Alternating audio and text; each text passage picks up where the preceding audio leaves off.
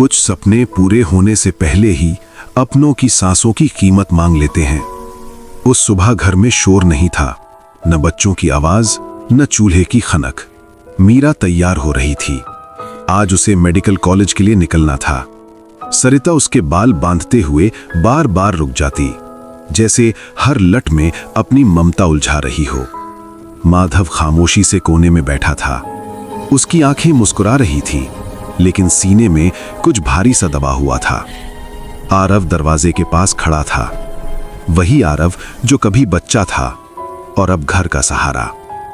Railway station पर भीड़ थी, लोग अपने अपने सपनों के साथ खड़े थे। मीरा के पास एक छोटा बैग था, कुछ कपड़े, किताबें और मां के आंचल की खुशबू।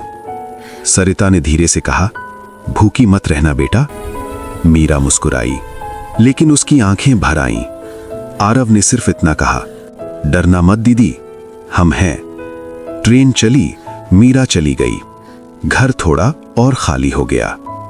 उसी शाम दादी सुभद्रा की तबीयत अचानक बिगड़ गई। सांस तेज, हाथ ठंडे। डॉक्टर ने एक पर्ची लिखी, दवाइयों का खर्च 3000 रुपए। घर में सन्नाटा। माधव ने जेब टटोली, कुछ सिक्के। सरिता की आंखों में डर उतर आया। आरव बाहर निकल गया। रात के 11 बजे आरव एक निर्माण स्थल पर था। ईंटें उठाता, सीमेंट घोलता। हाथ कांपते, लेकिन रुकता नहीं। ठेकेदार ने कहा, कल से और आना पड़ेगा। आरव ने सिर हिला दिया। उसे पता था अब थकने का हक नहीं है। सरिता पहली बार भगवान से नाराज थी।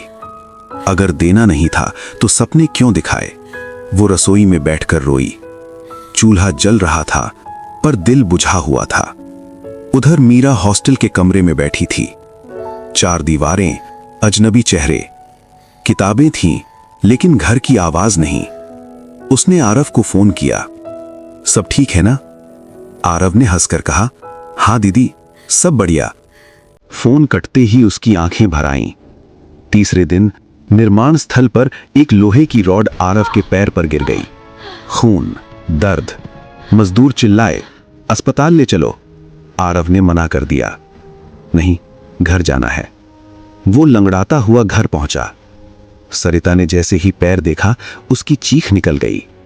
माधव रो पड़ा, मेरी वजह से। उसने खुद को कोसा। आरव ने कहा, पापा, अगर मैं नहीं करता तो कौन करता? उस रात घर में कोई नहीं सोया। मीरा की पढ़ाई कठिन थी। रात रात भर जागना, किताबों का पहाड़। एक दिन वो क्लास में बेहोश हो गई।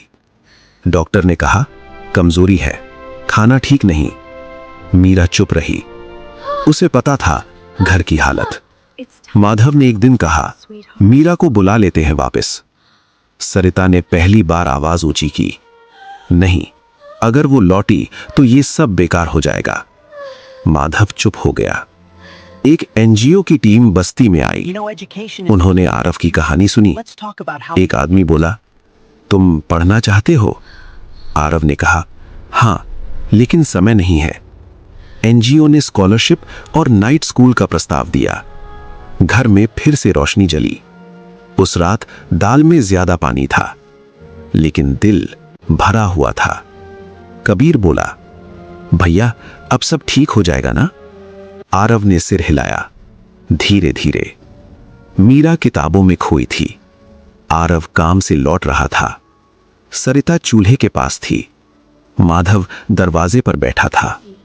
घर अब भी छोटा था, पैसा अब भी कम था, लेकिन अब हार नहीं थी। गरीबी अभी गई नहीं थी, लेकिन डर जा चुका था। और जिस दिन डर चला जाए, उसी दिन लड़ाई शुरू होती है।